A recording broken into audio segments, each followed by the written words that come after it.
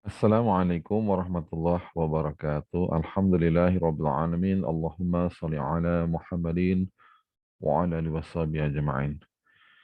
Terima kasih kepada UMY, kepada LP3, kepada moderator yang sudah berikan kesempatan hari ini. Yang pertama bersyukur kepada Allah, salat dan salam semoga dilimpahkan kepada Nabi Allah Muhammad sallallahu alaihi wasallam. Baiklah,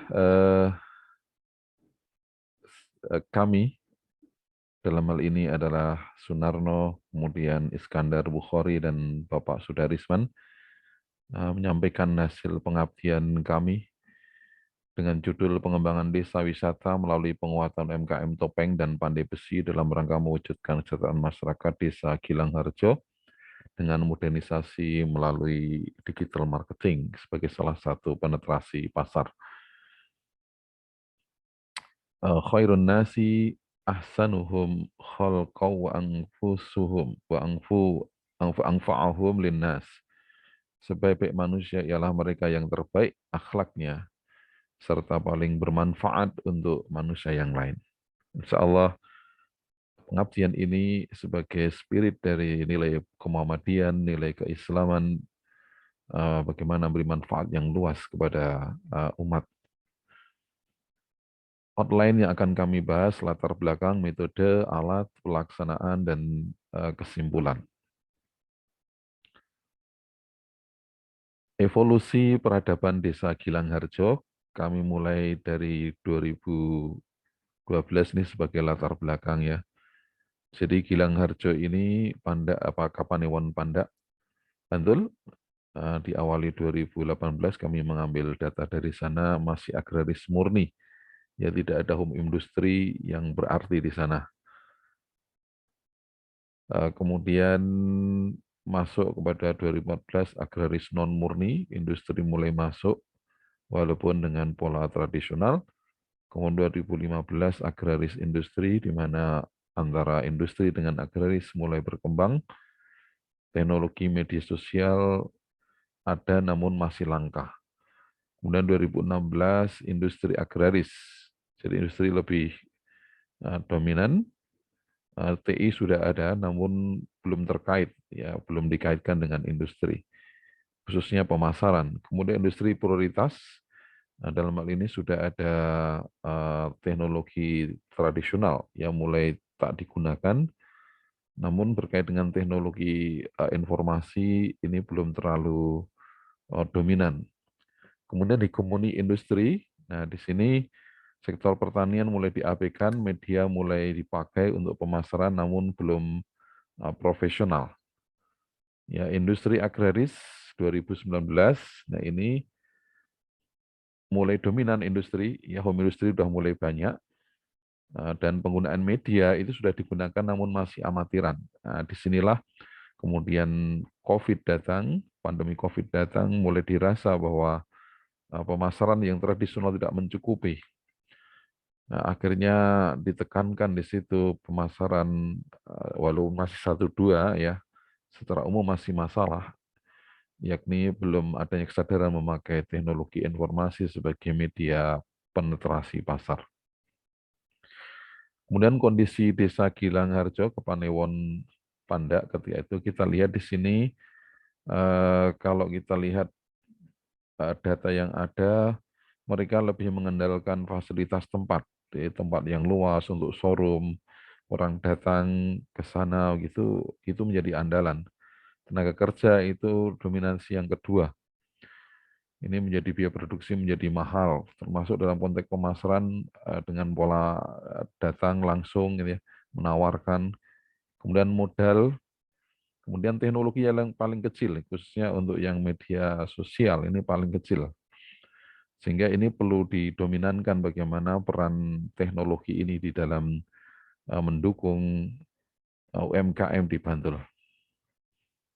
Jadi permasalahannya bagaimana meningkatkan wawasan hukum khususnya dunia izin usaha, termasuk usaha kecil, dan juga teknologi secara modern.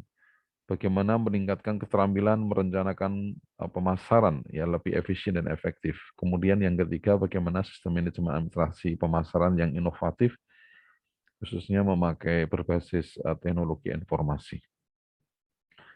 Baiklah, metode yang kami gunakan adalah penyuluhan, baik itu penyuluhan hukum maupun prinsip-prinsip pemasaran. Kemudian yang kedua adalah pelatihan, FGD, workshop.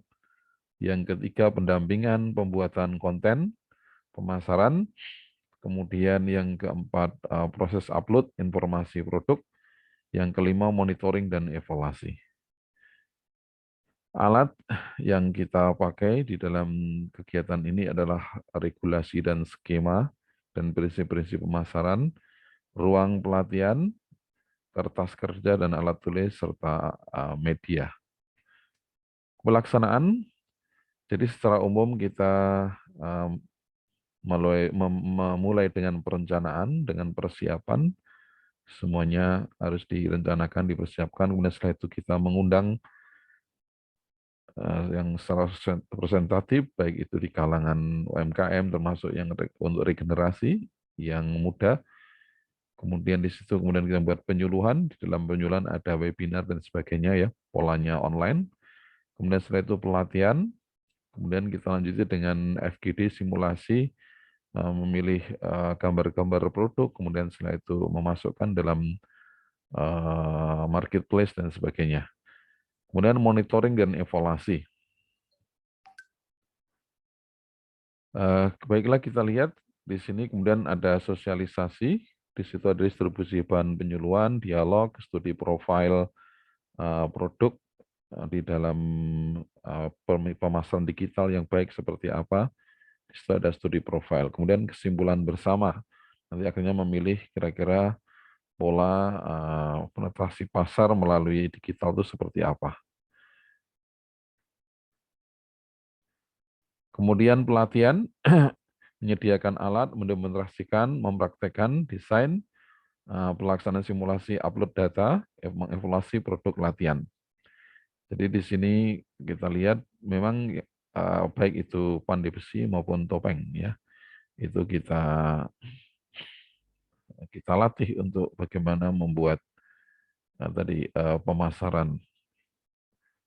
Kemudian pendampingan dan monitoring, jadi mencermati respon pasar, analisis kelemahan, mencari solusi alternatif, kemungkinan berinovasi. Jadi di sini memang produknya ada dua hal. Pertama adalah berkait, walaupun itu pemasaran digital, tetap harus katakanlah didasarkan pada basis produk yang berkualitas, termasuk yang variatif, yang inovatif. Maka di sini kita berikan tawaran-tawaran untuk memproduk yang lebih variatif, baik berkait dengan topeng maupun berkait dengan pandai besi, tidak sekedar alat-alat pertanian tradisional, namun alat pertanian yang sekarang mulai dibutuhkan oleh milenial, ya model milenial, pertanian milenial itu perlu direspon. Oke, ini topeng-topeng yang milenial yang harus bahannya juga harus diadaptasi gitu, termasuk juga untuk alat-alat pertanian, alat-alat dapur. Nah, mulai divariasi. Baiklah, kesimpulannya menguatkan skill ya, baik itu pengolahan produk, topeng maupun pandai besi, termasuk pemasarannya, menguatkan pemahaman bagi UMKM arti pentingnya penetrasi pasar dan kualitas model produk dan teknologi. Kemudian inovasi model produk ya dan pemasaran. Itu semua menjadi basis konten untuk pemasaran digital. Kemudian regenerasi SDM ini penting karena yang tua memang ada keterbatasan dalam memahami tool-tool ilmu alatnya sangat minim sekali berkait dengan itu. Kemudian rekomendasi ada 4 poin ya terkait dengan peningkatan level status usaha. Jangan sampai hanya terlalu mikro, ya super mikro, bahkan kalau perlu mikro. Ternyata sekarang ada program dari Permenq ya tentang AMI itu, ya tentang UMI ya Usaha Mikro Indonesia, itu juga begitu memberikan skema peningkatan status. Kemudian infrastruktur yang memadai untuk tempat usaha, sarana prasarana, ini penting ya, termasuk juga berkait dengan teknologi informasi. Pelatihan berbagai skill produk dan pemasaran, ini berkait dengan SDM. Kemudian skill berinovasi, ini mental individu dan kolektif yang harus ditingkatkan. Rekomendasi untuk yang UMY, memang UMY saya kira ini kesempatan yang bagus untuk mewujudkan kampus merdeka dengan melibatkan kemitraan sinergi antara mahasiswa dengan UMKM, sehingga teori yang dikembangkan di kampus, temuan-temuan, itu bisa diterapkan. Termasuk Pemda-Pemdes juga begitu, kita harapkan, kita rekomendasikan untuk ada pengaturan maupun pelayanan yang lebih intensif terkait dengan UMKM. Baiklah, demikian presentasi kami. Semoga menjadi inspirasi untuk selalu berkembang lebih baik. Assalamualaikum warahmatullahi wabarakatuh.